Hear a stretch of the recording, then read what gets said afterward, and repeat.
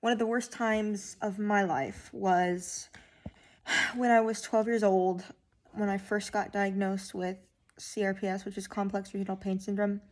I remember the first flare up that I had was in April 26th through May 4th. And I went to my doctor, Stephen Barco. He's dead now, God rest his soul. I said, I can't straighten it. I'm hurting so bad. I don't know what's wrong. And he wanted to do an injection, and I said no because I was so scared. And then I went to PT the next day, and I was crying because I couldn't move my leg without it hurting so bad. I was crying. I was like, Belinda, I can't do this. And she's like, then you need to go to the hospital. And because they recommended an epidural from this doctor named Dr. Pacious. He's like a pain management specialist.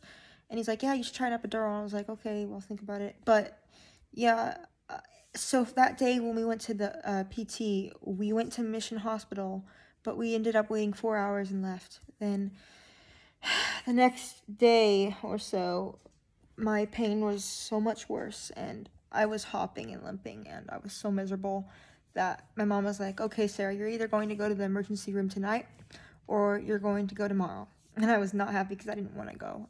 I was scared. I wasn't eating, I wasn't drinking, and I wasn't going to the bathroom, so I was probably really dehydrated. So we went to Chalk, and we accidentally went to St. Joseph, so we had to transfer to a tunnel to Chalk. Got to the ER, I was crying because I didn't want an IV, but that's when they introduced the J-tip to me, which numbs the IV prior to injection or to poking, and I wasn't scared anymore, and I trusted them. But that was the first time I got morphine, which was crazy. My chest hurt so bad, it felt like pressure. And then there was a blur after that, and then I got to my room. I shared the room with this girl named Ashley, who happened to have celiac disease, so that was a good time. Okay, so then, fast forward a day, they decided they were going to do an epidural in my back to try to stop the pain flare, and to straighten my leg, because I couldn't straighten my leg at all. So I was like, okay, let's do it, sure. And then we did it, and it straightened my leg. And I had to keep my leg in a brace because it kept wanting to creep back up. And while on the epidural, I had to get a catheter placed because I couldn't go pee. So I was screaming and crying like a little girl because I was 12 years old. I was like, I don't want one, it's gonna hurt. But the good thing is I didn't feel it because I was numb from my waist down from the epidural, which was great.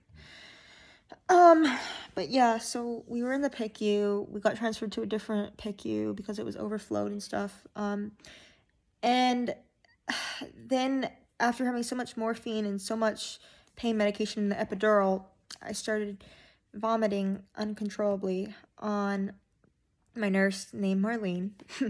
She's a great nurse. She's like this Hawaiian girl in the PICU. Shout out to Marlene at Chalk. I vomited 4 times. Every time I took a sip of something, I vomited. And I had the epidural in for about 11 days, and I was in the hospital for 3 weeks. That was the worst time of my life.